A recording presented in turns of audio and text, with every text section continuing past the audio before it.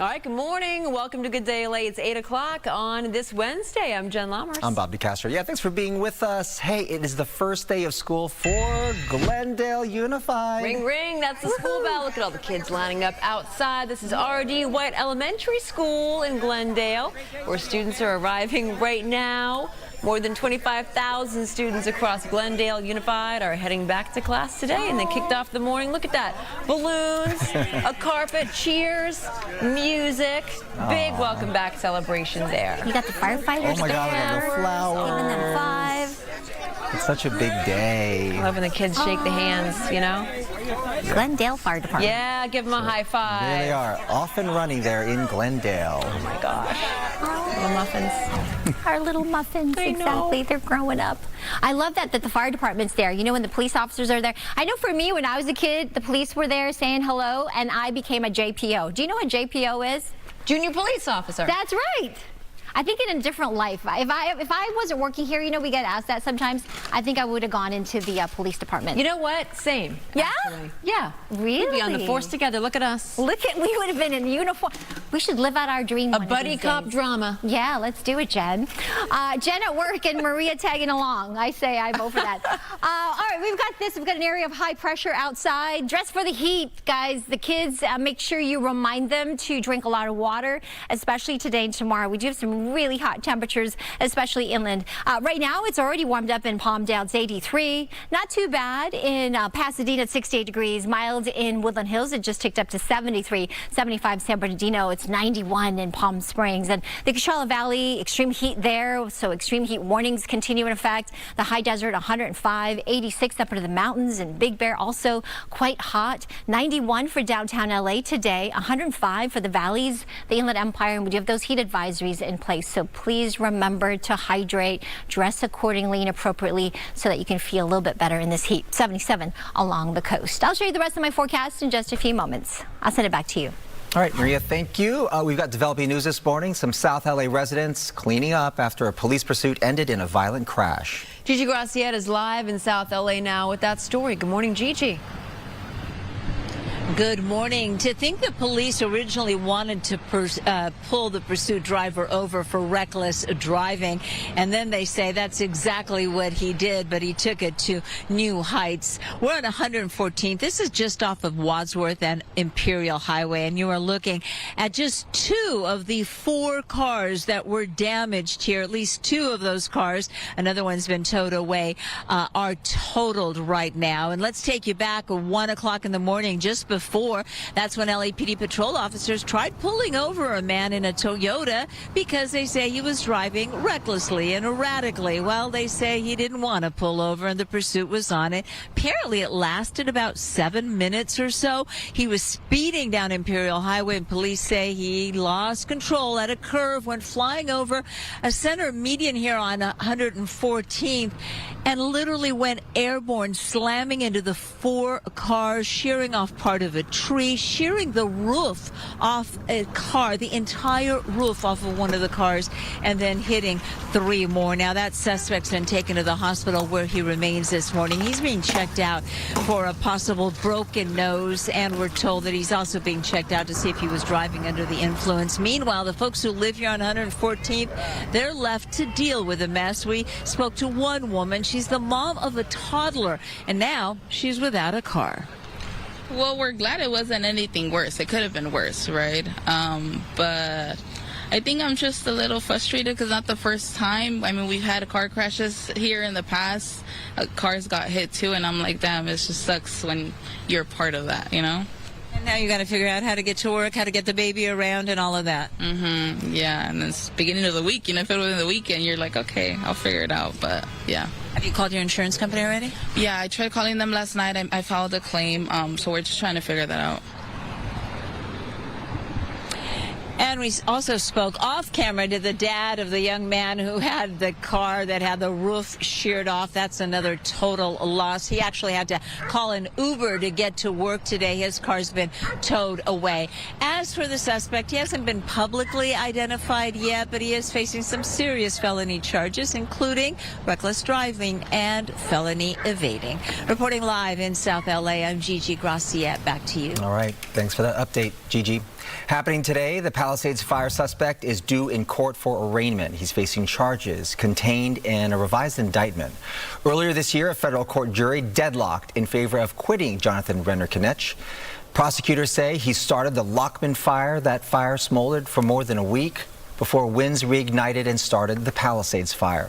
Prosecutors vowed to retry the case after the mistrial. Today is day 3 of the trial for the man accused of orchestrating Tupac Shakur's murder 30 years ago. In court yesterday, prosecutors showed autopsy photos as medical experts testified about the rapper's fatal wounds. Some family members stepped outside the courtroom saying the images were just too much to see. Prosecutors claim former gang leader Dwayne Davis organized the drive-by attack as retaliation for Tupac's entourage attacking his nephew. Davis has pleaded not guilty. California just became the first state in the nation to set energy efficiency standards for replacement tires. The move is controversial. There's a big debate as to if it's going to cost us more in the long term or the short term. Mario Ramirez is standing by with more. Good morning. Yeah, that's right. The state says it'll cost you more upfront slightly, and you'll end up saving more on these new energy efficient tires that'll be rolled in 2029. Now, we're at Davis Brothers Tires, and it's all they've been talking about here this morning. Tire shops like this one say the upfront cost of the new energy efficient tires will be passed on to consumers, of course. So this is how it works. Take a look. The California Energy Commission unanimously approving the new rules Monday, targeting something called rolling resistance. That's basically how much energy it takes to keep a tire rolling down the road. Beginning in 2029, most covered standard replacement tires will have to meet a maximum rolling resistance of 9.0. Then in 2033, California tightens that standard to 7.1. So remember, lower is more energy efficient. The state says many new vehicles already come with energy efficient tires, but the problem comes when those original tires wear out and are replaced with tires that can have higher rolling resistance. Now, this is designed to close that gap, and some here at this tire shop still waiting to see how this could impact business. When you have low resistance tires on, basically it helps the tread last longer because it's not grabbing the road. Higher resistance, they have more traction. So, say, El Nino is supposed to be coming. You're not going to have that traction because all the oil and everything starts coming up. And, it could be a safety issue. Some of the manufacturers said, if that's the case, they're going to start raising prices, which, we'll wait and see. But hopefully that's not the case. And that'll impact you guys too, right? You'll have to impact us, and then it will impact the consumer too. And then there's the cost. The state estimating these new standards will add about $6 to a set of 4 tires in 2029, increasing to about $26 under the stricter 2033 standard. Now, current estimates, take a look. They put a set of 4 standard tires at about $280 to $600. A set of 4 low rolling resistance tires can run about $480 to $1,000. And back out here live at Davis Brothers Tires, one of the crew guys here says that about 60% of their tires here would have to be replaced if those new standards were put into effect today. But again, the new phase begins in 2029, so right now drivers don't need to make any immediate changes. For now, live here in Culver City, we'll send it back to you. Not to mention, Mario, like our roads are terrible, right? And then we're going to have to get a replacement tire, and it's now if you're going to have to get the replacement tire, and the replacement tire is going to cost more, so you're supposed to save money in the long run, but if your tire blows, then you're going to have to spend more on a tire anyway. Also, people are just tired, pun intended, of paying more upfront for everything. Right. These days. Pay more upfront. And one of the mechanics here says that people come in all the time and they're more worried about the damage to their tire with a pothole or some of the security cameras. So they're thinking priorities here. Let's not. It's like why am I going to get it? Why am I going to spend all this money on a quote unquote better tire when you know that it's just one's going to. You're going to have to replace it in short order anyway. Anyway.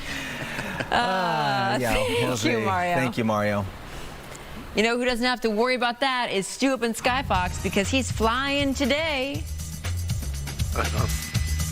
Hey, good morning. I caught that. Thank you. I appreciate it. You know what? I just got to give a quick shout out. Ventura County, first day of school. My 2 granddaughters, Maddie and Morgan, first dayers, starting 4th and 6th grade. Woo! Woo-wee, the time goes by fast. This traffic report from Skybox brought to us by My Home Sold. You know what's not going by fast? Is the drive on the 101. Yes, we're looking at Encino Tarzana right there. On the right side of the screen, that's going to be your northbound from your 405 all the way out to the West Valley. The other direction, over to the 405. Both of them very slow and go. High volumes, no crashes, but just give yourself that extra time. Cross that valley floor on that 101. Let's take a look at some traffic hotspots. Hi, I'm Adrian with My Home Sold, and we want to buy your house. We buy any house in any condition. No commissions, no closing costs, and no repairs. Go to myhomesold.com for a free same-day cash offer. That's myhomesold.com.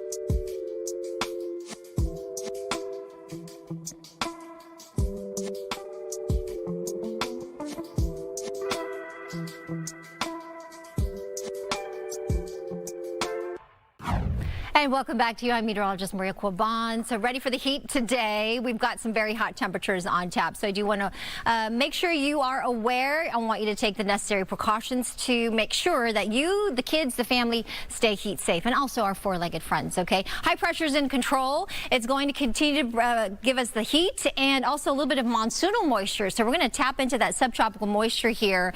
So you're going to feel a little bit more humidity, especially as we get to the end of the week and this upcoming weekend. Also some instability and that chance for some showers over the mountains and deserts. But temperatures are going to be way above average today and tomorrow, and then they'll drop slightly as we get towards the end of the week, but it's still going to be above average, and it'll be a little bit more humid. So I think we're still going to feel the heat and humidity and discomfort. The excessive heat risk is quite high. This is for the Valley's Inland Empire. We've got the heat advisories in effect here. So that graph, you can see that bar way up to very high or extreme heat risk. That means if you are spending a great period of time outdoors, you really want to take hydration breaks. If you have to work out there, wear the necessary and appropriate clothing, because that does help for you to stay cool. We're going to stay pretty hot through the end of the week, and these heat advisories, which are in fact the Thursday, could be extended through Friday. So all the areas here shaded in the orange, temperatures could get well up into those 90s and triple digits. The areas shaded in pink, that's out towards the low desert, the high desert areas that drive towards the Mojave, could get to 115 and 118 degrees. So we do have that extreme heat warning in effect there. 112 today in Indio, 84 in Inglewood. Look at the Central Valley if you're headed north. Fresno, 103 later this afternoon. So we're not the only ones. Anaheim, we've got low 70s at this hour, but it'll get to around 91 by 2 p.m. And Laguna Beach, where it'll be a little bit better, still going to be near 80 degrees later at 1 p.m. this afternoon. I'll send it back to you, too. All right, Maria, thank you. So from street takeovers to leading and looting in efforts to catch copper wire thieves in the act, which we just saw play out, I believe, yesterday, we're bringing some of the biggest public safety issues across Los Angeles County front and center this morning. Yeah, we have got Los Angeles County Sheriff Robert Luna with us here in the studio with what his department is doing to keep us safe. Good morning. Thanks for being with us. Good morning, and thank you for having me. I like our catch-ups, you know? Okay, so just yesterday we saw this play out in Boyle Heights, not too far away from the Boyle Heights warehouse fire and the Lineage fire there. Gigi Graciette was out there as police swarmed in on the suspect who was actually caught in the act trying to steal copper wire. And you have some of these hot spots that you've been targeting, right? We have, and copper theft is a huge deal for us. A lot of our private partners, if we're talking about like the phone companies and how critical it is, because a lot of these suspects are stealing wires that are connected to our infrastructure. And sometimes 911 systems go down, telephone service goes down, or cell phone service goes down. So it's a very serious issue. But as you saw almost live, what happened is this suspect goes to a business, steals about $3,000 worth of copper, then ends up coming back because the business had seen him on video, calls the sheriff's department, as they should. Our East Los Angeles deputies get out there, Johnny on the spot. They find the suspect, they arrest him. But it doesn't end there for us. Our investigators will look at the other end of this. What we try to really focus on is not just the people who are actually stealing it, but where are they taking it? Who's buying it? Someone's got to purchase it, right? Exactly. So you've got to get that entire line of everybody involved. So we're just as focused as in the buyers as we are the people stealing it. I was talking to a business owner near downtown, and they said they had to hire specific security to walk on their roofs to make sure that the people weren't going there to try to steal copper wire, because this was happening over and over again. And it's extremely expensive for them. Do you think that these are individuals that are out there to steal the copper wire just willy-nilly, or are there organizations that are out there behind all of this? So our deputies, our investigators have done a really good job of making multiple arrests, and it fits every category you just said. You have individuals that are doing it, and then you have organized crime. I think I've talked before on your show that we've had people in these bucket trucks dressed as construction workers or utility workers, and then they're down there taking these wires down. It looks normal, but if it looks suspicious, and this is my ask of the community, give us a call. The roofs you're talking about, we're getting a lot of crime reports where individuals are getting on roofs and actually taking the copper out of HVAC systems. Obviously in the middle of summer, air conditioning is important.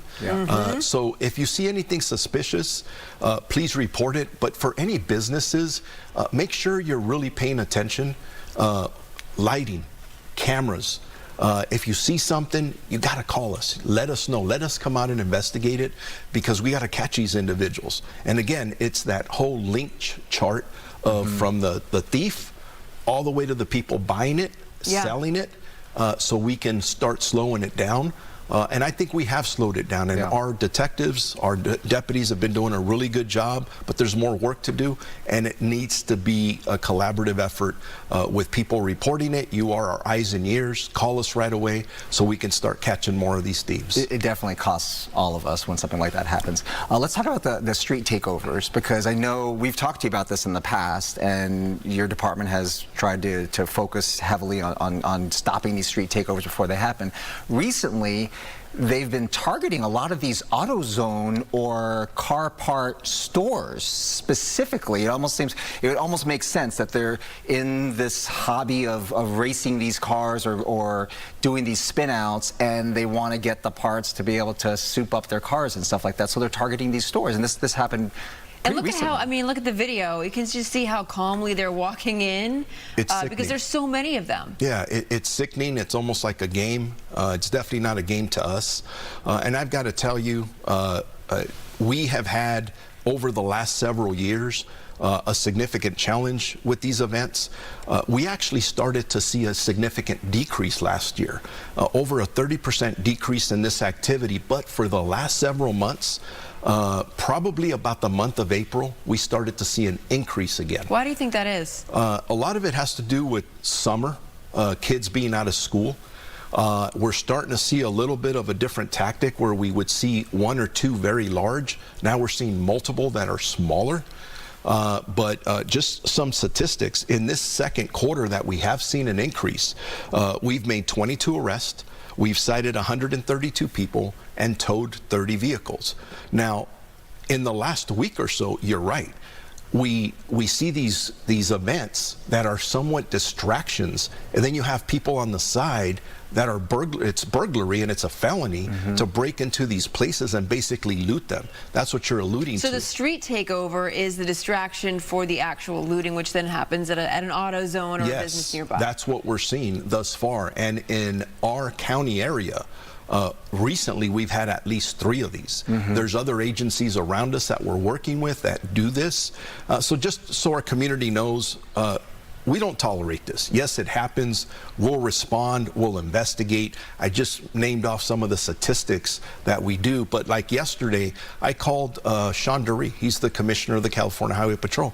I said, hey, Sean, I need more resources. I need your help. We're working with LAPD. We're in a consistent task force. I just authorized the use of more drones to go out there. I actually got a call from the U.S. Attorney, or the first U.S. Attorney, Bill Asaley, yesterday. He says, hey, I want to be involved. If we can put cases on these individuals for conspiracy of some kind. So you see, we're all going to help each other. We're going to stop this because this is unacceptable. If I can just, you talked about the AutoZones, but there was a market in Bellflower. And if it's a mom and pop small business. Yes. Look what you're doing to these hardworking folks that have put all their life savings, and then people go in there for 2 or 3 minutes and ruin their lives. And you actually released 27 photos of some of these suspects. For one of the AutoZones, and if I can ask... Here they are right now. Exactly. Have any of these been apprehended yet? Not yet, but we are working on this case, and what I'd ask, people know who these individuals are. So if you're a disgruntled wife, girlfriend, baby's daddy, if you see somebody you know, give us a call. We want to know who these people are. We need to take them off the streets. They committed a serious burglary, a felony, and it's unacceptable. So you said you've made 22 arrests with things like this. So where did most of these arrests come from? Is it the cameras? Is it the drones? Is it law enforcement being out there as it's happening? It's a combination of all the above. And I could tell you that we were talking about these AutoZones, and right after in the East Los Angeles area, our very observant, hardworking deputies in the East LA station saw about 100 cars getting off the 710 freeway. So they immediately start going to the intersections, some of these businesses that they've been hitting, and with the help of CHP, they end up setting themselves up in these areas, and they got back on the freeway and left. So to answer your question, whether it's the drones we're going to be using, cameras, no one can do much of anything anymore without some kind of a camera system observing you. And I know it's very controversial right now with these automatic license plate readers.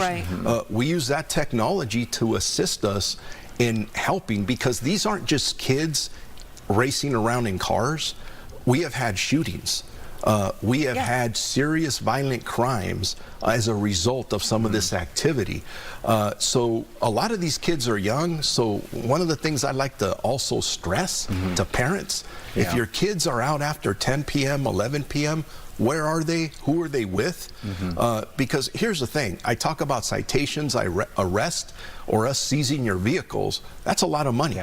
We don't want to do that, but we have to stop this. You see some of those pictures, and some of them are laughing, which is, it just... They think they're having a good time. And they'll be recording and posting to social media, thinking that it's funny, or it's a fun thing to do. And a lot of these things are organized by and on social media, right? It is. And by the way, I'm not laughing, because to me, again, this is very serious. And that's one of the challenges we have in law enforcement, whether it's local, state, or federal. There's a lot of applications out there on social media that once upon a time, there was ways for us to look at that. And this makes it more challenging for us to figure out what's going on out there. So you brought up, that doesn't mean we stop. We're going to keep going. You brought up the issue of cameras. So let's talk about that a little bit. How is the LAPD recently halted the use of flock cameras, just temporarily. We had Chief McDonald here, and he said that we still think we're going to be using cameras in some fashion in the future. So how are flock cameras right now being implemented across LA County? It's different with every municipality. Yeah, and by the way, we have multiple automatic license plate reader technologies. Flock is only one of several.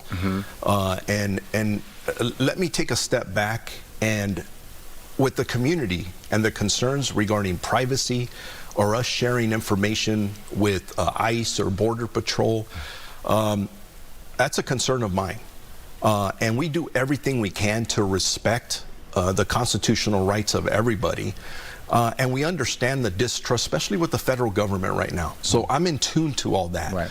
This is why we have significant guardrails. But I can tell you that that technology has assisted us in stopping violent crimes, finding kidnap victims, solving murders, and not only finding the guilty, but actually keeping the innocent out of jail as well. So it is technology that is very helpful to our investigators and our community. It keeps our community safe. So yes, we're talking about these street takeovers or whatever it may be. So I'm hoping that we can find a compromise to make sure that we use the technology, but we use it responsibly, and that we are allowed to police ourselves. And I think for us at the LA County Sheriff's Department, we're doing a much better job of that these days. But we can't take that away. We can't, when we're talking about drones, we're talking about ALPR technology and other technologies that we use to keep our community safe.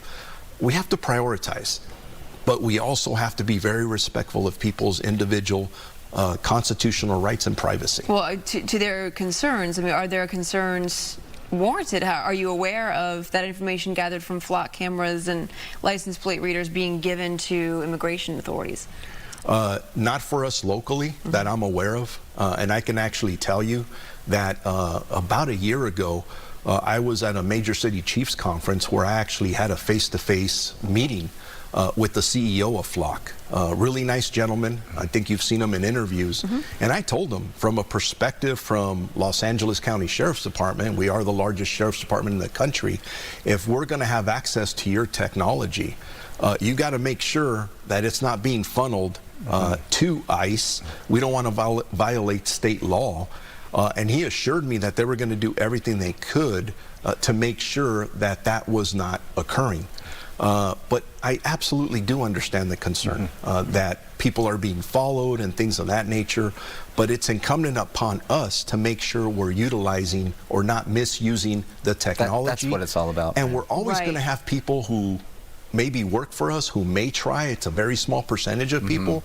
Then we have to hold them accountable. Yeah. But don't punish everybody for something somebody does wrong. The cameras are here to stay, and people have their own individual Ring cameras, and it's just how they are utilized. I think that's what people are more concerned. And they're with us all the time. And people have and there are citizens out there who've asked for these cameras, right? They others want a little bit more surveillance to be able to do all the things you're saying. And I want to remind everybody that we had this conversation in the past where people are posting so much on social media about where they're eating, where they're working out, where they're vacationing, and we have people out there who are targeting you for residential burglaries and robberies, street robberies, because everybody puts everything on camera. They want everybody to know what they're doing.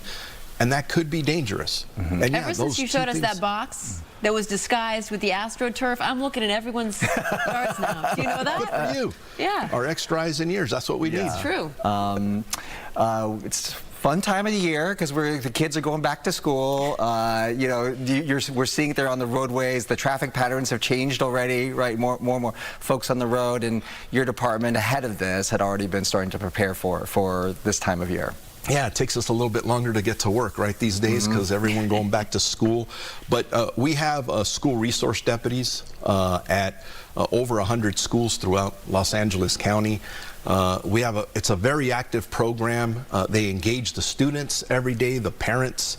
And I got to tell you, that's how I got into law enforcement.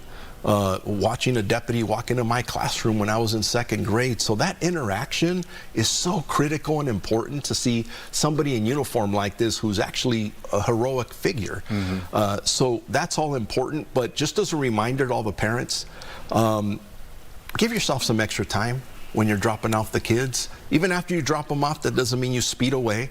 Because we get a lot of complaints, a lot of traffic issues, and whatever you do, stay off your cell phone where you're in and around. You should stay off your cell phone where you're driving, but specifically around schools, because there's a lot of traffic. We get a lot of complaints. We actually end up getting calls of parents fighting with parents over parking spots. Don't even things get me of that nature. You're laughing because you know exactly what I'm talking 100%. about. But we got to be patient. We got to remember you're dropping off kids. These are kids. Your kids are going to school and in the same classroom with parents. We should be working with each other. So it is an important time of the year, and I hope everybody has an amazing school year this year. Yeah, it's like you know, you're in a rush to get to work, but don't forget the reason that you're trying to get home that money is for those children and to protect those children. Yes. So, Sheriff Robert Lerner, thank you. Always great to see you. Thank you for having me. Thanks for being with us. Right back.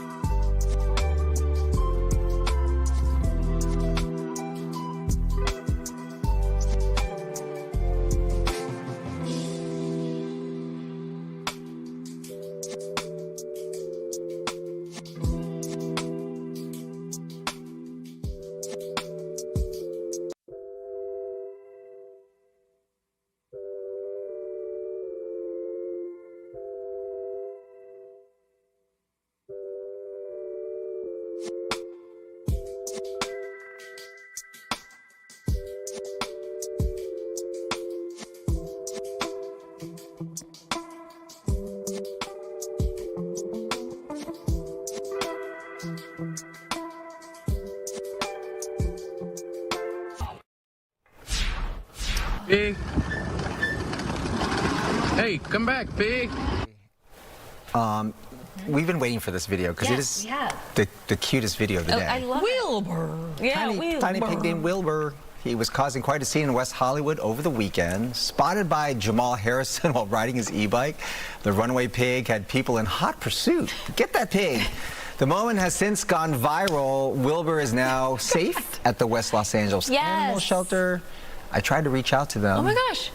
Because I want to know how he's doing. Of course. He's going to stay there till Thursday, giving the owner, whoever owns his pig, the time to claim him. Just one day before Furry Friday. I know, exactly. Bring him in. Let's bring him in. Can you bring him in? Okay, let's bring it in. Let's bring in Wilbur. Okay. Wilbur. Oh my gosh, one of my favorite Wilbur. childhood books. Yeah, that's right. Charlotte and Wilbur forever. Okay, so quick question. I want you to look at your phones, if you please, right now. I want you to tell me what is the most used emoji that you have on your phones. Well, I know for sure. It's probably the laugh one. Right. Right, the laugh. The Clappy hands, 100. Hard hands. I have the head exploding. And then a coffin. Prayer hands. Because you laugh until you die. Yeah. Quick question. Okay, so the answer is important here because the younger people in your life are probably judging you for this. So Google says the most popular emoji on the planet last year was the loudly crying face. Yeah. You just saw it. And not because everybody was sad, it just became the go-to symbol, I guess, for everything from that's hilarious to I can't believe this happened. The streaming down the face. Streaming down the, like 2 highway lanes. Yes, that's right. Researchers say emoji choices are becoming a generational giveaway. Just another one. Gen X still loves the thumbs up. I don't like that. I don't like the thumbs up. It's too clinical. Yeah. Well, many younger, you know what we do when we use it? Instead of using the thumbs up, we actually take a picture of If they don't want thumbs up, then you know what? Take it out of the. Well, I'm just saying, not Gen X uses the thumbs up. That's they're using Bob's this. defense. I'm Gen X. Yeah, excuse me. X. Yeah. So there's nothing wrong with the thumbs up. You know, it's like, hey. I don't like that. That's cheesy. Let me just tell you, there's 2 different thumbs ups. Now, if you're saying be there in 5 and I thumbs up your text, that means that's noted. Fine. Noted. I got it. But if I send you a beautiful picture of the sunset, and you just give me that. If I send you a picture of my son, you hit me back with a thumbs up. Forever dead to me. Yeah, no. What are we doing? Yeah. That's Imagine if Jen did that or I did that in real life to you. I go. No, you would not. You would not. You did something really great, and I went like.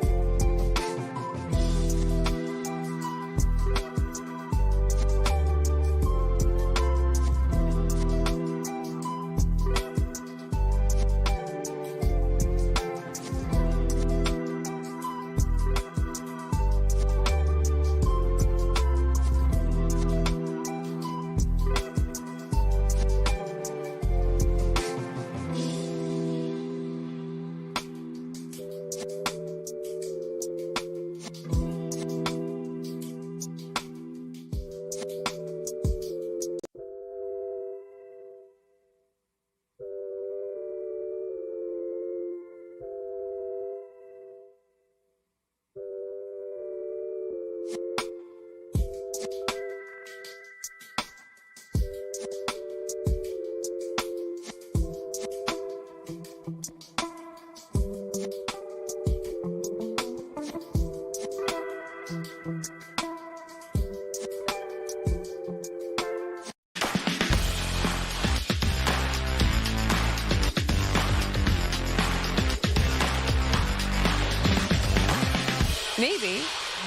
Technically the 8:30. The morning show with the dance moves, all right? Come on. Or not. Hit it. Hey, you know what? Just like Macaulay Culkin dresses, you got to have confidence. Okay. Yeah. Hey, Let's do Pamela. that. Hey, I'll just do Pamela. that. He just called us bad dancers. Are you going to let him do that? Hey, Pamela, you better message I Pamela. wasn't calling you specifically. You were talking collectively. Are we good dancers? You're known for the head bob. Go ahead, show him. Jen, what you got? The robot. What do I do? Yeah. Yeah. Yeah, I guess. I did this in college, but I'm bringing it back. and I like a little brought that. I like a little shoulder. I like it. All right. Good morning to you. Hope you have something to dance about today. Entertainment is sponsored by Yamava Resort and Casino. Get ready for some tissues. Oh, great. I know.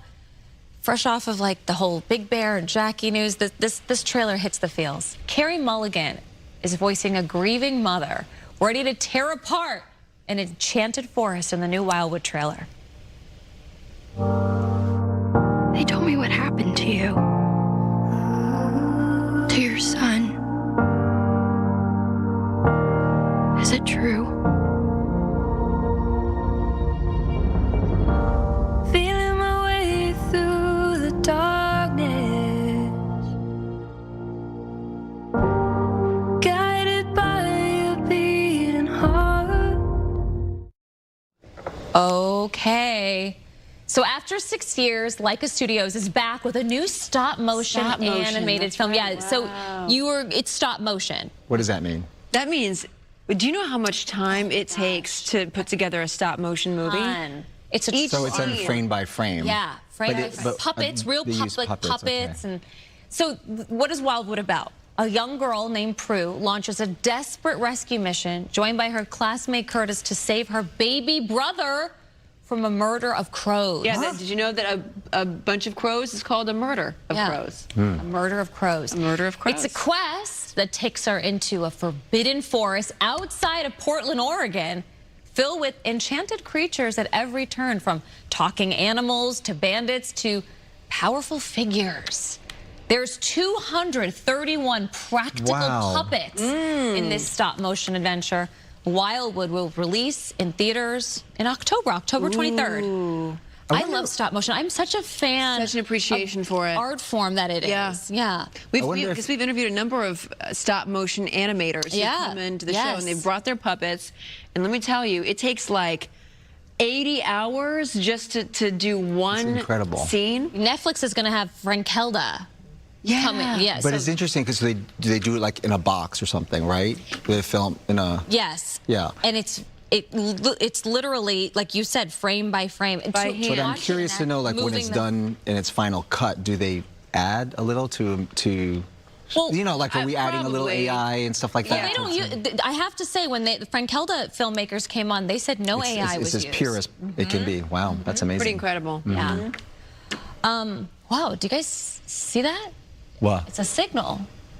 It's a signal in the sky, and it looks like it's coming from Gotham City. Yeah, we're getting more casting news. There's a bat. Getting the bat signal. Come on, Commissioner Gordon. Batman. Okay, so more casting news straight out of Gotham City. Sebastian Stan has finally confirmed his role in The Batman Part 2. If this continues, it won't be long before you've nothing left.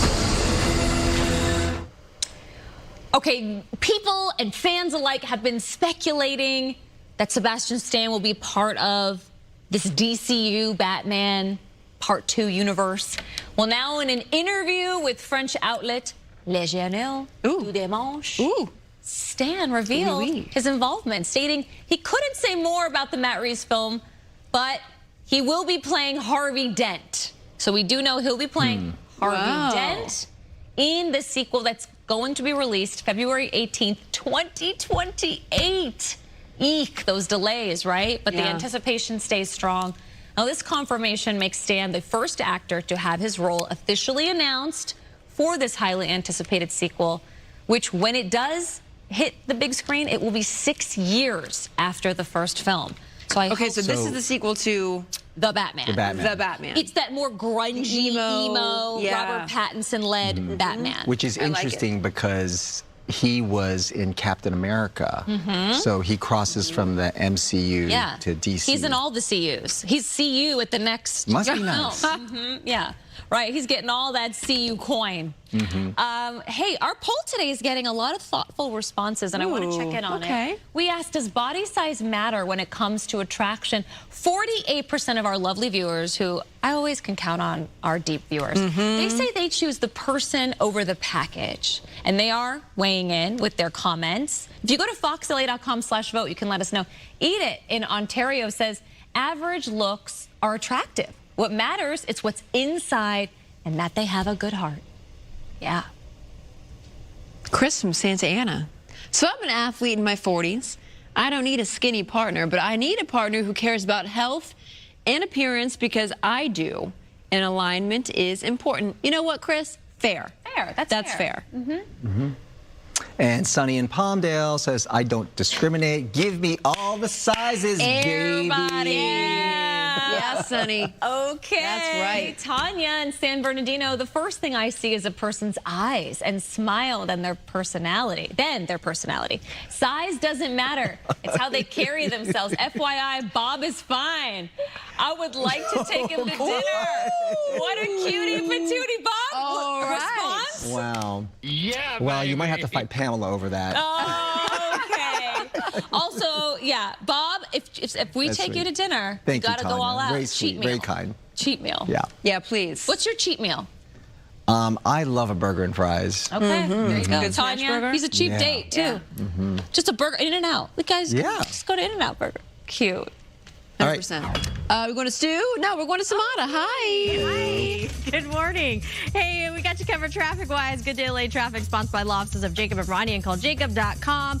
We unfortunately have this issue, a vehicle versus motorcycle, right there on the southbound side of the 57 at Orangewood Avenue through the Orange area. You can see the delays adding up, 19 miles an hour. Getting word that the motorcyclist was able to crawl off to the right shoulder. Emergency crews are on scene, and of course, a flatbed tow truck can be on the way to get that motorcycle. But it's going to be pretty heavy on your drive through that Orange area. Looking at real-time traffic, it's a tough drive. Everyone's back to work, back to school. It's going to be about less than an hour to get from downtown to Santa Monica, northbound 110 from 405 coming inbound, 36 minutes, and adding up, westbound 60 from 57 coming inbound to interior downtown, 70 minutes, over an hour. A much better looking freeway here, both directions of the 91, the eastbound stretch, as well as the westbound side right there at Madison through Riverside, looking nice and smooth at this hour. Here's a look at some other traffic hotspots. So I do hot yoga every day. After the accident, my lower back was so stiff I couldn't move, and I called Jacob. They treated me like a king. I did not have to deal with anything. If you're in an accident, call Jacob. Call Jacob.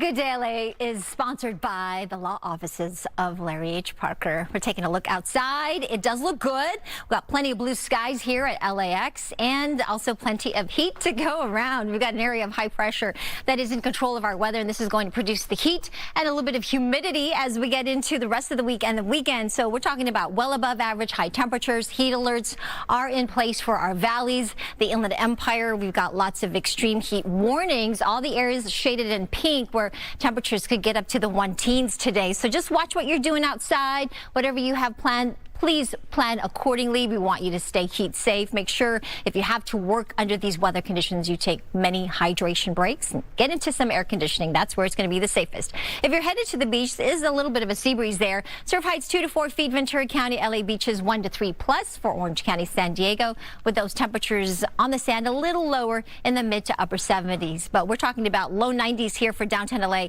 Inland Orange County. It does come down a little bit as we get to the weekend, but remember, we are tapping into this humidity, so it's still going to feel pretty muggy and also warmer than what the thermometer reads. 105 in the valleys and the Inland Empire will stay in those triple digits. There's even a slight chance for some showers on Friday. Up into the mountains, 86, with greater chances for some isolated thunderstorms. Watch that, especially as you make plans to maybe go hiking in the afternoon and evening. There is that 20% chance for some of those showers. 105 in the high desert areas.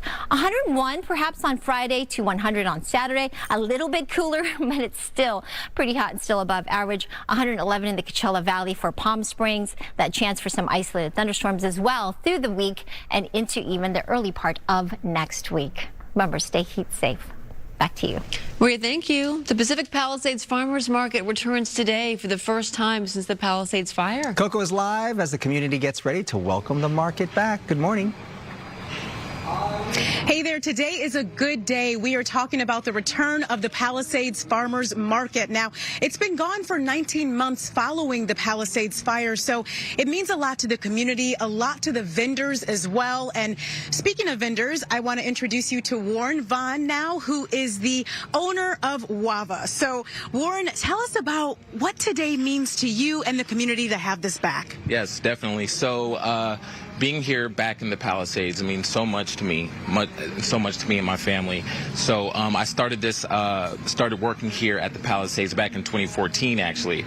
So I got to be a part of this community day by day, week by week, and get to meet these families, get to be a part of this community and grow my business here. So it being gone was a big devastation to me and my family and my friends. So then being here again is just, it's almost like a dream come true. So it really does mean a lot, and I know it means a lot to the people in this community to have that first step back, being able to come to a place and be able to see their friends and have a community again.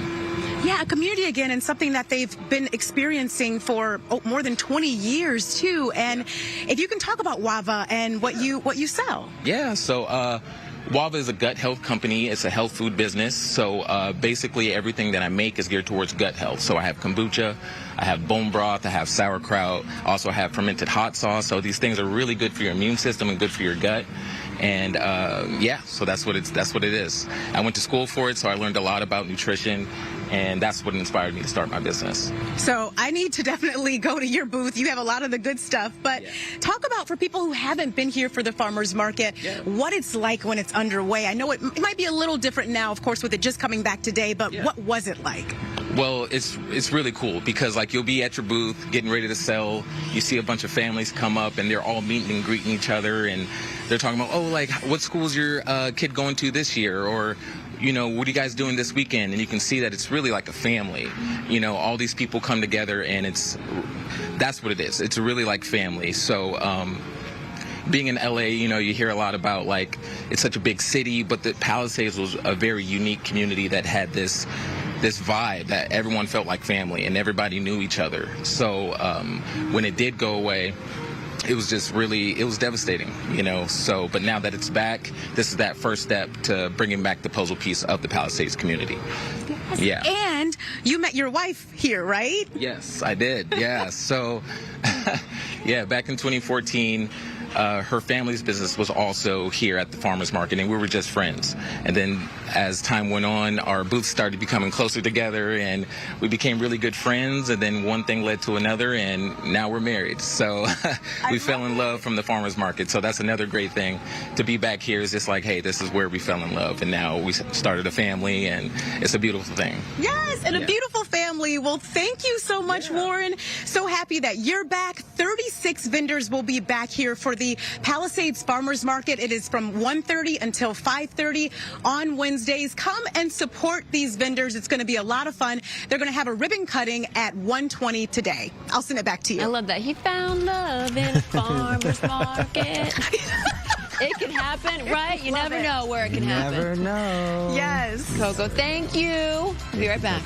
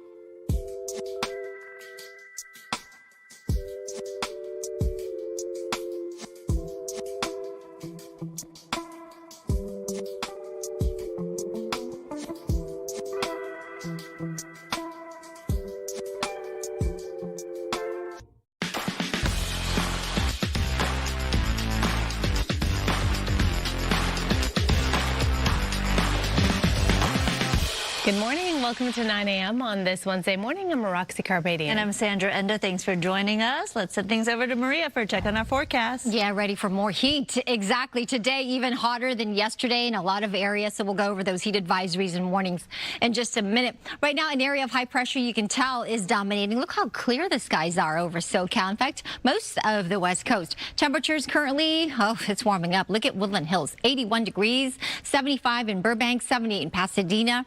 San Bernardino 81. Look at Palm Springs already 93 degrees. High temperatures today will be around 111 in Palm Springs with an extreme heat warning in effect, 105 in the high desert to the mid-upper 80s even up in the mountains. Downtown LA today similar to yesterday around 91, 105 with that heat advisory in the valleys and the IE. And along the coast, of course, a little better, 77 there at the beach, but with a tinge of humidity. I'll talk more about this heat wave coming up, my complete forecast. Back to you.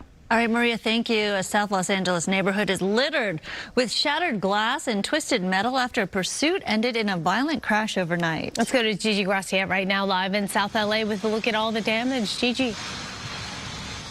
And this wasn't a wild pursuit, but it certainly was a wild ending with that suspect going airborne after he lost control on Imperial Highway and ended up on a parallel street, 114th. You were looking at one of 4 parked cars that were damaged, 2 of them totaled, including this one. Take a look at the video because this is the man behind the trail of destruction, according to the LAPD. Patrol officers spotting him, saying he was driving recklessly and erratically, so they tried to pull him over, but he didn't want to stop, and the pursuit was on. It didn't last very long. Again, he was speeding down Imperial Highway when he reportedly lost control, flew over a median, and went airborne, taking with him the 4 parked cars.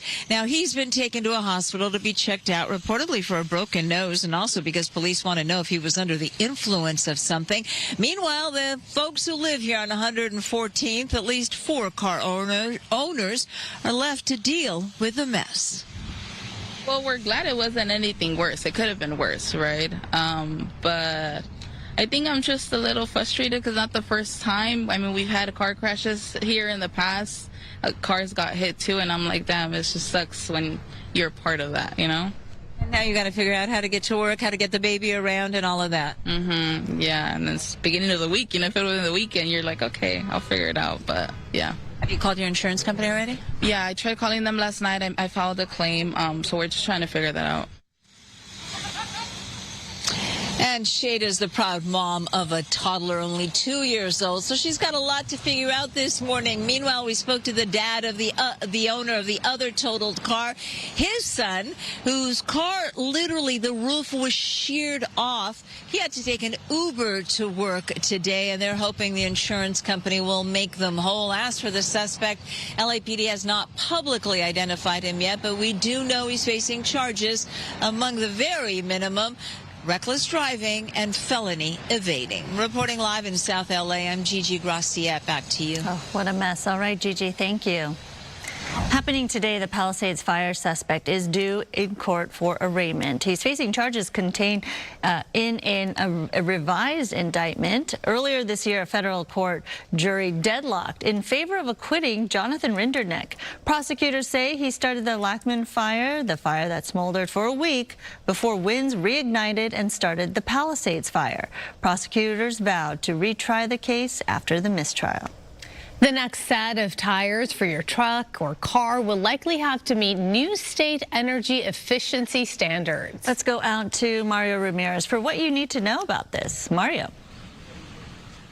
Yeah, that's right, Sandra Roxia. And the next time you replace those tires, it may end up costing you more up front. But state officials say, don't worry, you'll make that money back up with the amount of fuel or energy that you'll save during the tire's lifespan. Now, we're at Davis Brothers Tires, and we've been talking to some of the mechanics here who tell us that California's auto industry is already heavily regulated.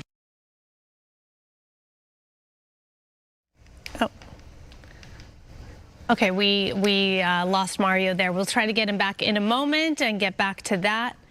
In the meantime, let's move on to this. It's been nearly 8 years after a beloved Trader Joe's manager was killed during a hostage crisis. A jury has delivered its final answer. Gene Atkins was convicted Tuesday of second-degree murder. Prosecutors say that Atkins fled in the Silver Lake store during a 2018 police chase and shootout, leading to the death of Melly Corrado. Well, police say that Corrado was tragically hit by an officer's bullet during all that chaos. Adkins was previously convicted of other charges, but in June faced a retrial after jurors deadlocked on the second-degree murder charge. And we did have a chance to speak with her father yesterday. He said the conviction will not bring his daughter home. So you think I feel good because the city won? They won, not me. I didn't win anything. I'm glad it's over. You know, I'm glad that I don't have to go back ever again to the courthouse. I hope. But Melly's still gone. Adkins faces life in prison. Sentencing was tentatively scheduled for Monday. Testimony resumes today in a landmark social media trial against Meta. Parents are accusing the tech giant of designing its platforms to be addictive and harmful to children. 29 states joined the lawsuit, with California, Colorado, Kentucky, and New Jersey taking the lead. Opening statements were yesterday in Oakland, and the state claims Meta uses addictive features to keep young users coming back regardless of the cost. The states also claim Meta broke federal laws by collecting and using children's personal data without parental consent. Coco was 12 when she opened Instagram for the first time. By her teen, she could not look away. The scrolling became depression, then anxiety she could not escape. Meta denied these claims, saying, quote, "We stand by our record of creating strong protections for teens and look forward to making our case in court." The potential payout could be anywhere from $200 billion to over $1 trillion in damages. All right, we're going to go out to Mario right now. We were talking tires and how you'll need to meet these new state energy efficiency standards moving forward, Mario.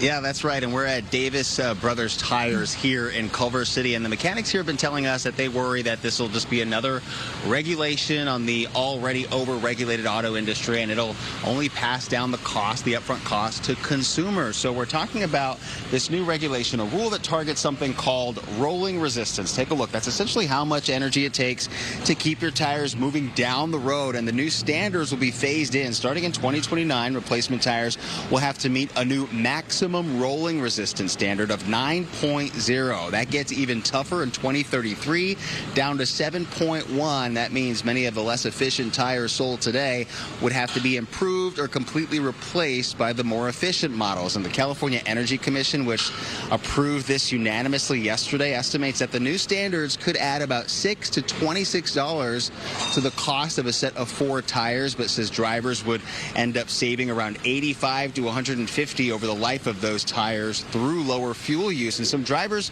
hoping that the new standards actually do save them in the long run. Take a listen.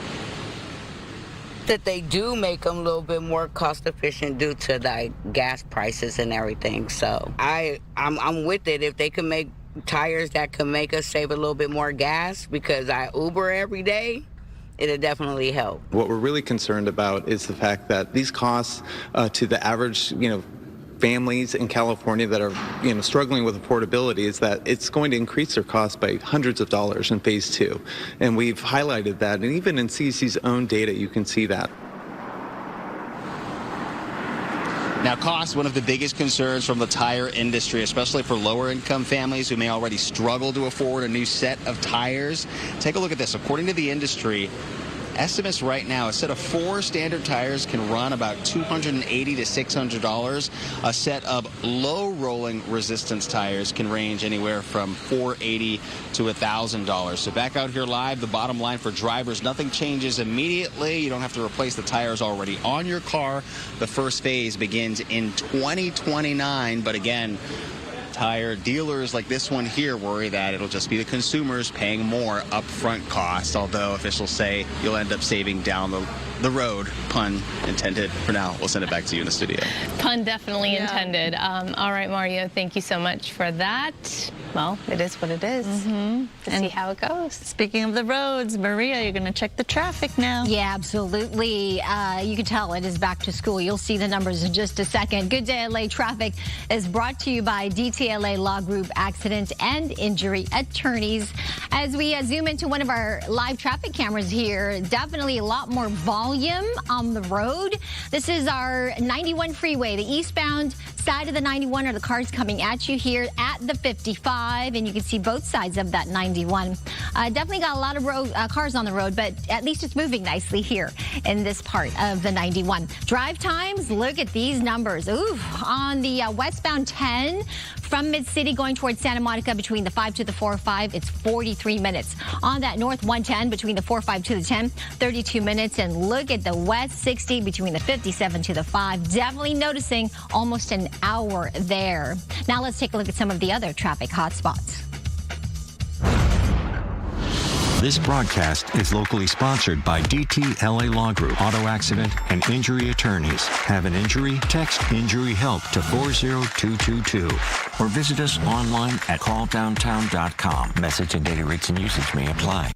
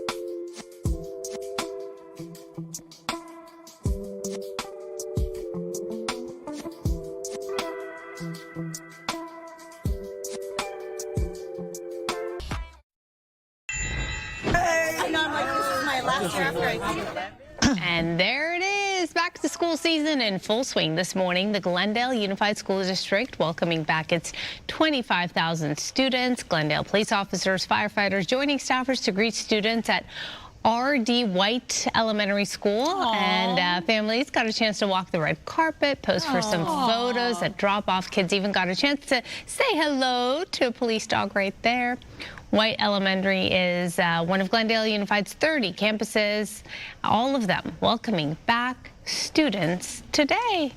You know, can I make a suggestion? I love that they have this police dog there, and I think actually it would be really helpful for them to bring a dog like that to schools to teach kids how to act with dogs. Because as somebody with a dog, there are so many times where a child approaches my dog, and my dog is friendly, but they'll want to pull the tail or the ears or something, and they only know what they're taught. Do they ask first? Oh, can I pet her? Sometimes they do, and I always think I say yes, you can. Okay. You want to do gentle, and then they do gentle. My kids always ask first. Yeah, but some kids don't, so that's a problem. Yeah, some kids don't, and some kids tug, and you have to teach them right. But I saw really nice, gentle pets over there, and I like that. Good job, Glendale. Proud of you. But I think it would be good to say this is how you pet a dog. This is what not to do. It keeps everyone safe.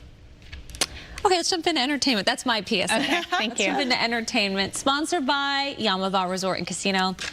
This story, Hollywood Reporter is like blowing the lid off of this because this has become a real thing. Imagine getting an email asking you to be on one of your favorite podcasts. It's flattering, right? Yeah. All to come and find out that it's fake. See? And it's a scam. Yeah. So the Hollywood Reporter is diving deep into the fake celebrity podcast scam that's fooling a lot of members of Hollywood. Performer Seth Rudetsky received an invitation to appear on Nikki Glazer's podcast. And he didn't think it was fake. I mean, he's a Broadway performer. He's been on Sirius XM. He gets asked all the time to do podcasts. And this one was offering him between $4,000 to $5,000 for his appearance, which he thought, wow, they're even paying for you to be Red flag. Right, on a podcast. So he said yes to this, and then the invitation seemed to know a lot about him, mentioning all of his work and details about him, but it turned out to be fake.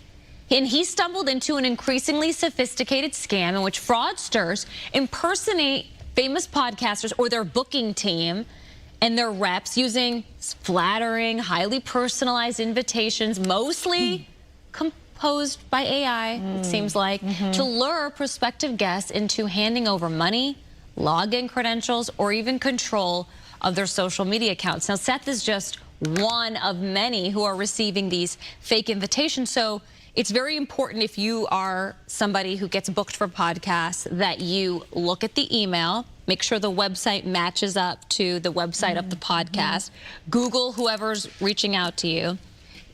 Usually it won't say from the booking team of Amy Poehler's podcast. There'll be a producer or a specific name that you can then plug into LinkedIn or to Google and verify that it's a real person or real booking team booking you. But why are they handing over information like that, too? If you're getting booked on a podcast, you shouldn't have to give them information in terms of your login, your social media control, all of that. So if they ask for that, that's a red flag. Yeah. You know? If they're asking for any personal information, besides photos or whatever to promote your appearance, that's a red flag. The biggest red flag is that they would pay you because usually you're just getting the exposure, which is enough. Right. You don't need the money. So that right there tells you. Right. Yeah. And you're usually booked because you have a timely project. Right. To There's promote. a purpose, right. Yeah. So be careful. Always verify for any kind of bookings. Even if you're booked on Good Day LA, we have our own way to verify it. You can always ask us. Okay. Let's check in on our poll question today, getting a lot of thoughtful responses. We're asking, does body size matter when it comes to attraction? And 43% of our lovely viewers are saying they choose the person over the package. You can go to foxla.com/vote to weigh in on your opinion. Angelina in Santa Ana says, I feel that the better a guy looks, the more likely I'll get cheated on. Ooh, I'm beautiful, but I ain't all that. My personality, kindness, and cooking get them. Hey, Angelina. All that is great. Christophorus, it's all about what they're like on the inside, but if they're anything like Bobby D, that's a plus. People are shooting their shot with Bobby D today. Or he's getting all his friends to write it this morning. Exactly. All right, Rosie from Norwalk. Being a big girl doesn't mean you're not attractive. That's right. It's all in confidence and personality. That's right, Rosie. That's true. Mecca in Los Angeles, I believe it's not about what you're wearing. It's about how you wear it that makes the outfit worth it. Yeah, that's right. Confidence in everything is key, really. Everything, every size, confidence makes anybody more attractive. You can have the conventional six-pack, all that, but if you're insecure, Confidence and personality, right? It also comes from within. Let me tell you something. I have a hard time being friends with anybody that did not go through an awkward phase at least once in their adolescence. Because if there wasn't a time that you had to rely on your riveting personality, that's right. Then that's not fair. Mm-hmm. I went through an awkward phase. Yeah, of course. Yeah. If you didn't have a unibrow, that's right. You know, if you didn't need an orthodontist, right? Exactly. If you didn't wear braces, if you didn't bleach your mustache, and then get more hair as a result of bleaching, lose my number. Yeah. We'll be right back.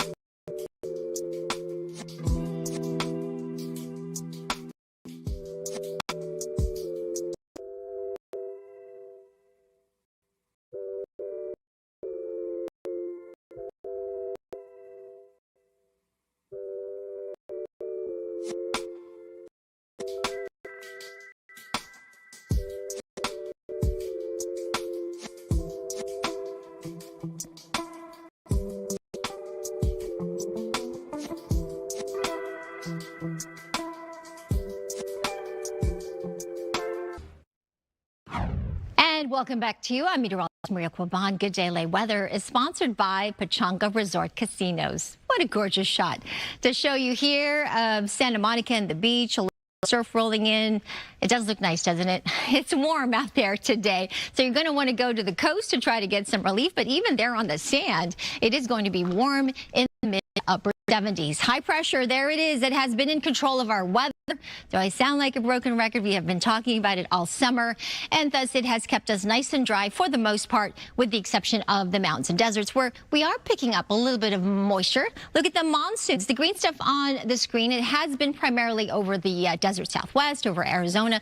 We're going to tap into a little bit of that instability. So not only is it going to be hot, a little bit humid, especially as we get to the end of the week, but we're also going to be a little unstable. So we are picking up on the computer models a chance for some monsoons or some moisture in the afternoon and evenings for the mountains and deserts. Temperatures will drop slightly, I think, as we get to the weekend, but because of that humidity, it will still feel pretty hot and uncomfortable. That excessive heat risk is quite high for the valleys and the Inland Empire. That's why we've got those heat alerts in place. Looking at the heat risk here, when you consider also partly the humidity and that heat index, the heat risk is very high to extreme today. So you want to stay outside, stay indoors, rather, in air conditioning, stay out of that peak of the heat in the afternoon.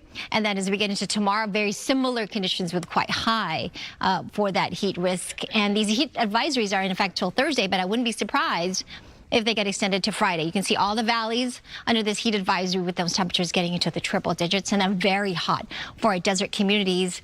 115 to even 118 possible for the Mojave Desert areas, Indio, Palm Springs today. In those 1-teens, 111, 112 possible, 84 in Inglewood. So please stay heat safe, take a lot of hydration breaks, and check on our elderly and our neighbors. Stay with us. We'll be right back after this quick break.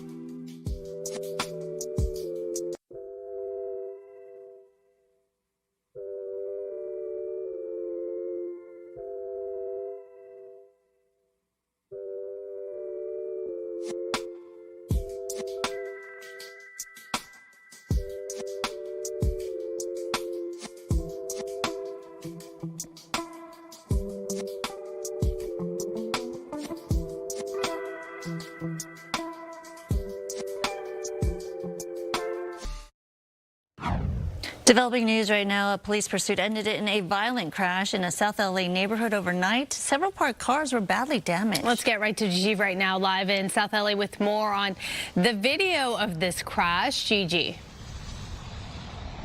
That's right. It was a spectacular crash. Folks who live in this neighborhood tell me at first, at least one family thought it was an earthquake, that it was that loud. They came running out of their home, while another family told me they thought something had exploded on their block. Turns out it was one heck of a crash.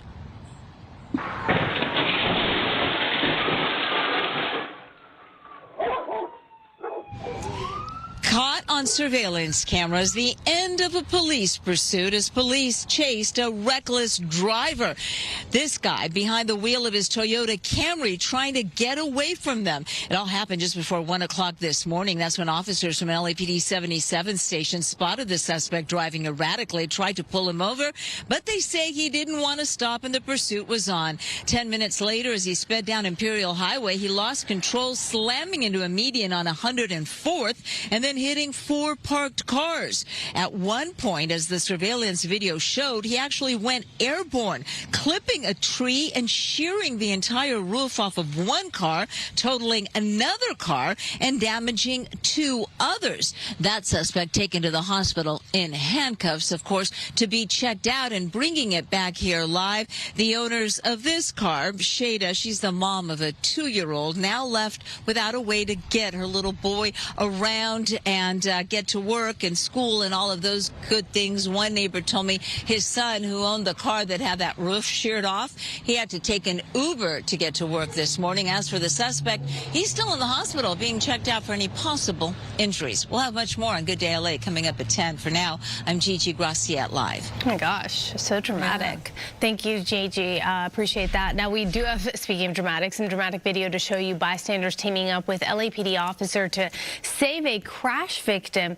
Just released body cam footage shows the officer responding to a crash, spotting a man who happens to be pinned underneath the car. The video shows the officer asking bystanders for help, and together we see them slowly lift that car off of that victim.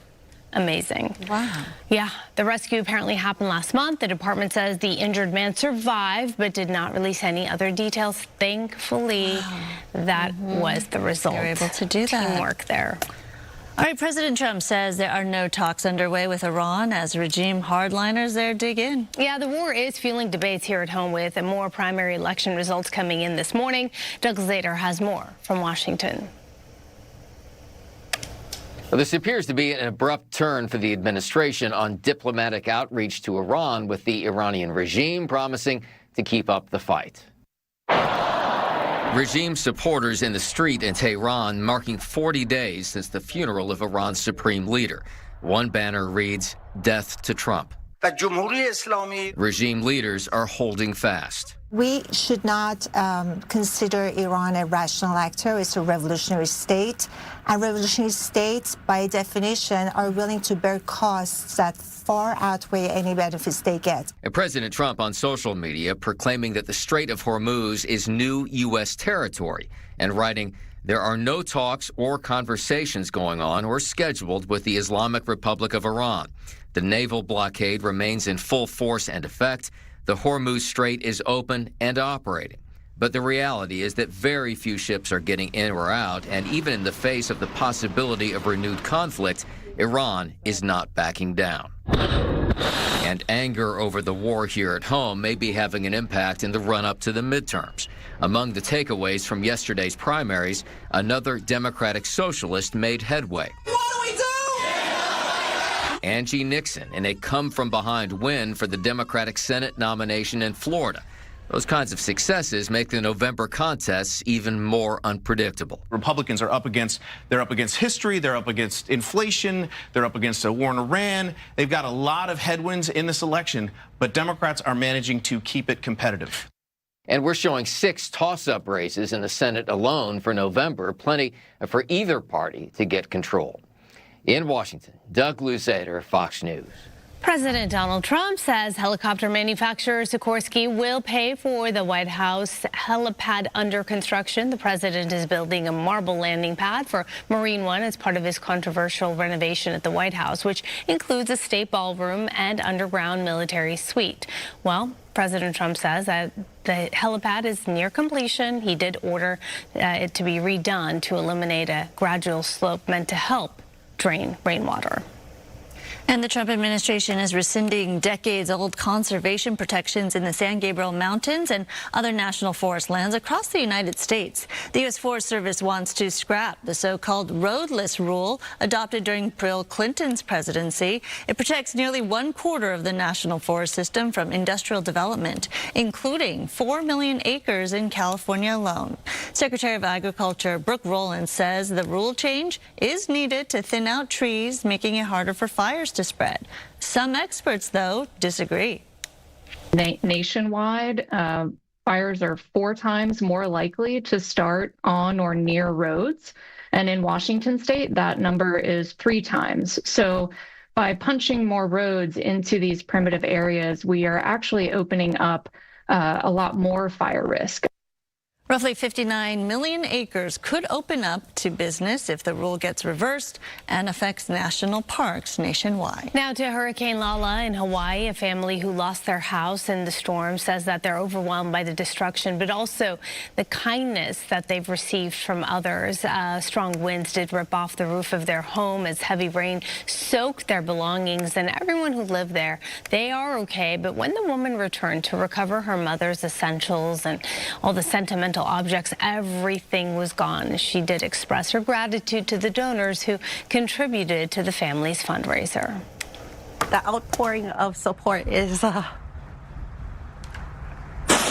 there's no words that me, my mom, my nephew, all of us that care for her can say, for real. Thank all of you. If I could hug every single one of you, I would. Oh my gosh, so moved. Yeah. The family's GoFundMe has raised more than $10,000 so far. It's pretty remarkable to see this. Literally the roof just blown off. Yes, just peeled right off that. Wow. Yeah. And you know, that storm did not, the center of the storm actually stayed south of the islands and still caused quite a bit of damage to a lot of homes. And so the ohana, right? It's all about the ohana in Hawaii, and so happy to see everyone come together for everybody else. Right now, that storm system, I've been watching Lala. It has increased and intensified again, far from the Hawaiian Islands right now, about 275 miles south of Maru Reef, actually far from land at the moment, but it is now a Category 3 storm with winds of 125 miles an hour. Very warm waters here in the Pacific. And watching another one, a little, actually large area of disturbed weather. This is Invest. I can't remember the number now, but this is going to develop, it looks like, into something more organized. So we'll wait and see if it becomes another tropical storm or hurricane. I think likely, so we'll continue to watch that in very similar position to Lala's path here this past weekend. So we'll watch it. In the meantime, the heat wave continues for us. Heat alerts are through Thursday, but I would not be surprised if it gets extended to Friday. We have the heat. We also have the monsoon, so a chance for more humidity. It means that we'll feel a little bit muggy, more sticky out there in many areas, as well as unstable for the mountains and deserts. So we do have that chance for some showers there and isolated thunderstorms as we get to the end of the week and the weekend. Temperatures actually drop slightly, so we can look forward to that. If you are sensitive to the numbers and the temperatures going up or down, it'll probably come down a little bit as we get towards the end of the week. However, with the humidity, I think it will still feel pretty hot, but we really did warm up yesterday to 92 degrees.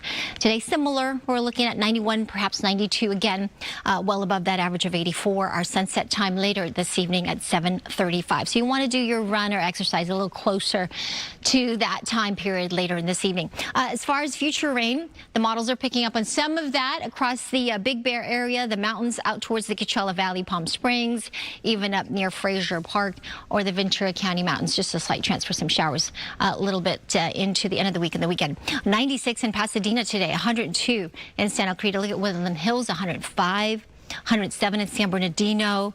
Big Bear nearly 90 or close to it, 111 in Palm Springs. All right, I'll send it back to you. Thank you. We do have breaking news right now. Let's go straight up to Stu and Sky Fox over a brush fire in Tujunga. Hey, good morning, Sandra. Good morning, everybody. Yeah, we just heard that story about roadways and brush fires and the connection. Here's a little bit of that proof. This is happening right now. 210 freeway started out as a big rig fire. That's what's left of the big rig that you're seeing there in the center of the screen. LA City Fire Department out here very quickly, but those flames did spread onto that hillside, and that created the brush portion of this. You can see where it did run up that hillside, but there was a road and some other breaks. The possibility of a huge brush fire always in the cards, but when you have LA City Fire on guard, well, they knocked that down pretty quickly. What's happening to the roadway? That's going to be the westbound 210 that we're showing you right there. Now, initially they were saying 2 hours, all lanes blocked on that westbound lane. Hopefully that's not going to be what's happening out here right now. You can see a lot of these vehicles stopped, and the fire department still working to put out those hot spots. Maybe they're going to be able to do some kind of relief. Let me show you what's going on that westbound 210. It is hugely a tough drive. I did see it just moments ago. The other off-ramp is actually an on-ramp and quite a distance away. I'm going to push in right there. Some of these folks making those U-turns, deciding, well, whatever's going on, not for me. And then some folks actually using that on-ramp as the off-ramp. You can see some trucks out there as well. Right now, though, all those westbound lanes are shut down. The backup is basically to that off-ramp that you see right there. That's going to be La Tuna Canyon. My advice is, if you're planning on taking the 210, especially through the backside here, definitely pick up the 5 or try to get onto the 2 and get south to get around it. Right now, they're still saying 2 hours. Even if they opened it up right now, the backup would still be here for a while, and they would not give you all the lanes. Injuries? None. Sending it back to you in the studio. Good morning. Thank you, Stu. Good thing there are no injuries. Thank you so much for that. All right, some breaking news here. Some bragging rights, I would say, for several Southern California campuses. They took the top spots when it comes to ranking of state high schools. U.S. News and World Report named Science Academy STEM Magnet. This is in North Hollywood as #1 in the state and top 10 nationally. Right behind it was Whitney High School. This is in Cerritos, Oxford Academy in Cypress, and Harbor Teacher Prep Academy in Wilmington. And coming in at 7th place was California Academy of Mathematics and Science in Carson. The annual rankings are based on a number of factors, everything from test scores to college readiness, and these schools came out on top. Congratulations. Yeah, good list there. The farmers market doesn't seem like a big deal to most of us. However, it is a big deal in Pacific Palisades this morning. I love a good farmers market, and this is a sign of a major recovery milestone for the community there, of course, which was wiped out by the January 2025 wildfire. So let's go straight out to Coco McAvoy to show us. Hi there, Coco.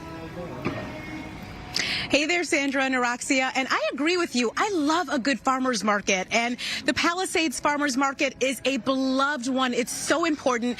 It's been gone for 19 months because of the Palisades fire, but today marks the big day.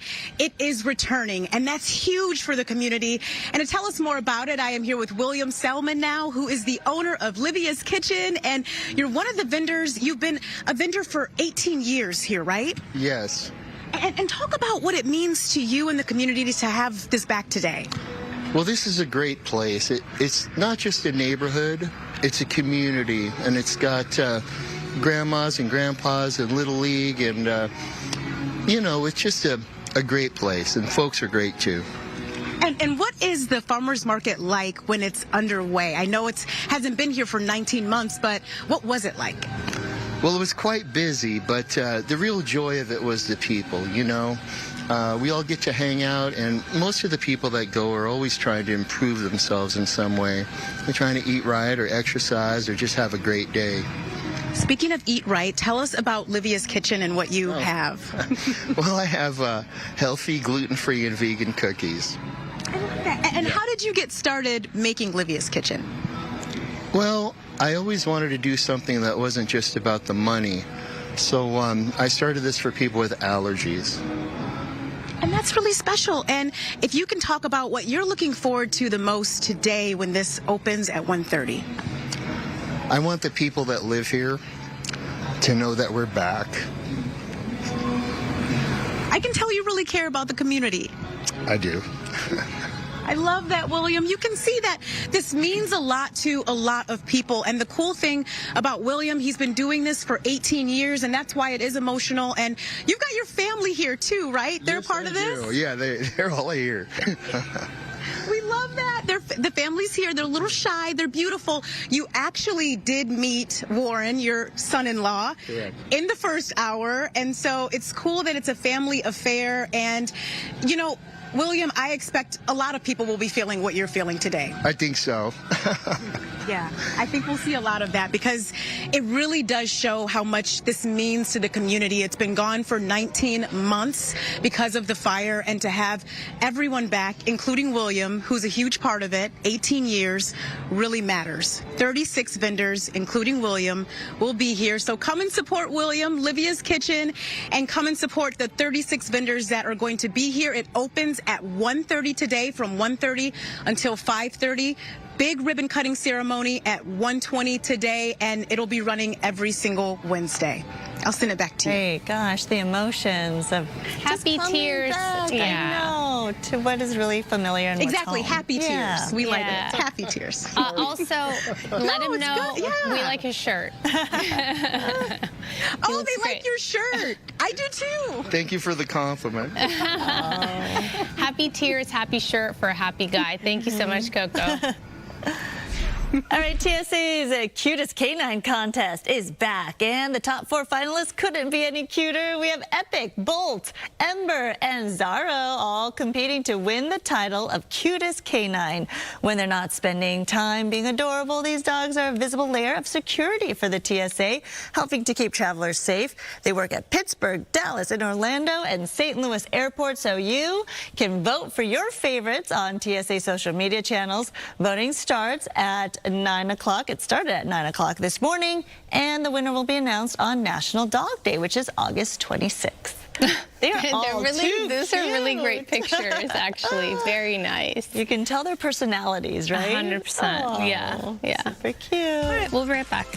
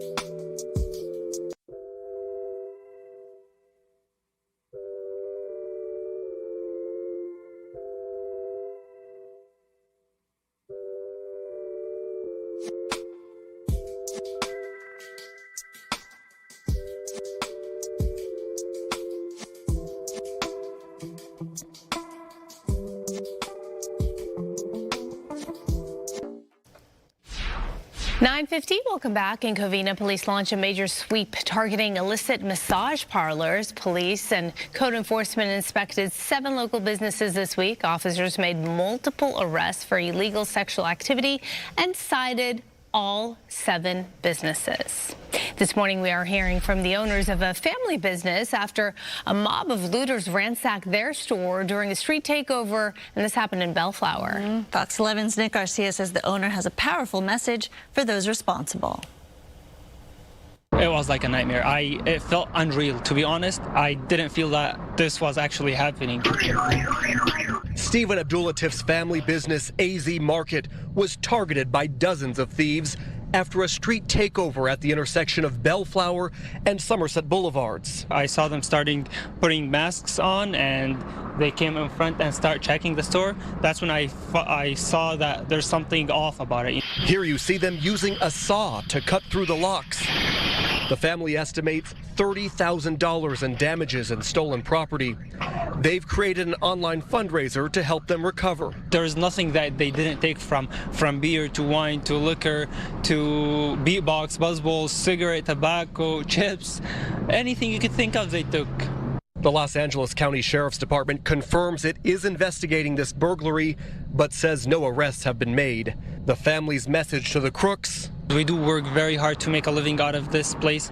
You know, people work really hard to make it in this country, and for you to come and mess up the whole place and loot in 10 minutes, you're breaking years of hardworking people's lives.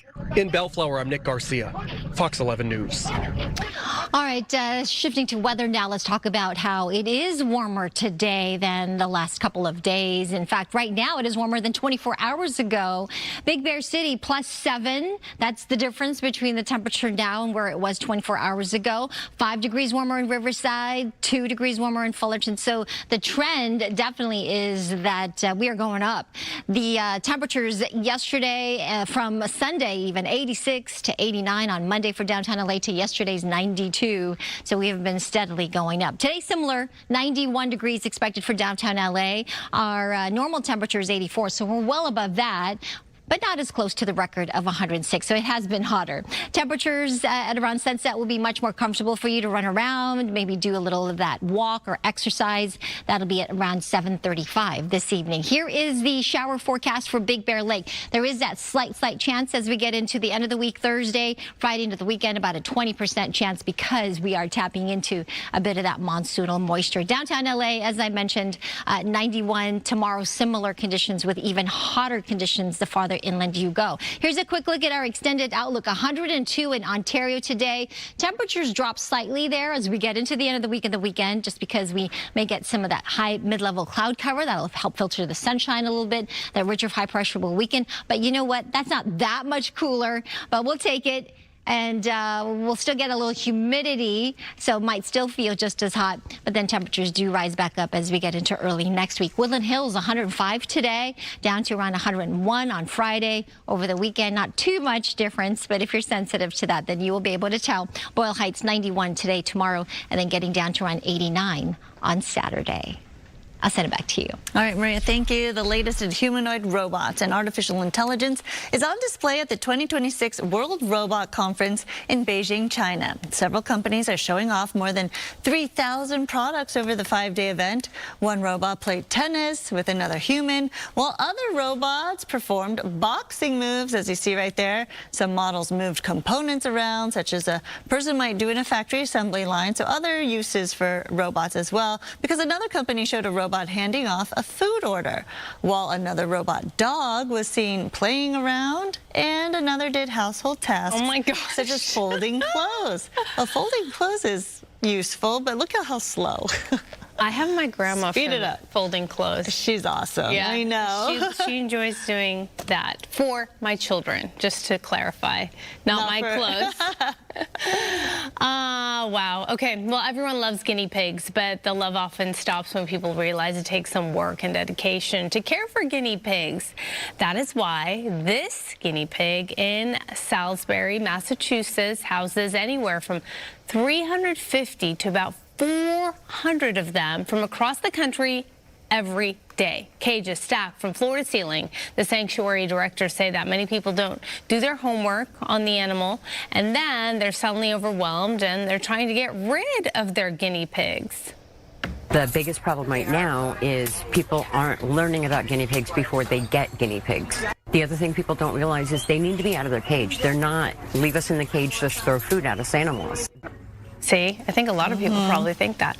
She says the social animals usually need to be adopted in pairs, and like dogs or cats, guinea pigs' personalities can dramatically vary. In addition to rescuing them, the sanctuary does temporarily offer guinea pig boarding for people who are traveling around. So you might not have thought of that, but yes. They have a lot of personality, I guess. I didn't know that. Okay. Well, seals sometimes get the nickname of the puppy dogs of the sea, and this next video shows us why. Watching as a young seal swims right up to divers for this very close encounter. This is in Russia's Far East. Divers have a rare close encounter with a young seal, and it was caught up, on camera. Look at that, playing with the divers, giving them a pet. Marine mammal swam up to the divers several times, appearing to be very playful right there. You know what? They do get attracted to the bubbles of the divers. If you're a scuba diver, snorkeler, they get attracted to all of that, and they think you're another seal.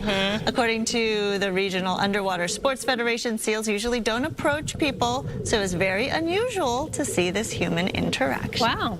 Very cool. Cute. Puppies of the sea. We'll be right back.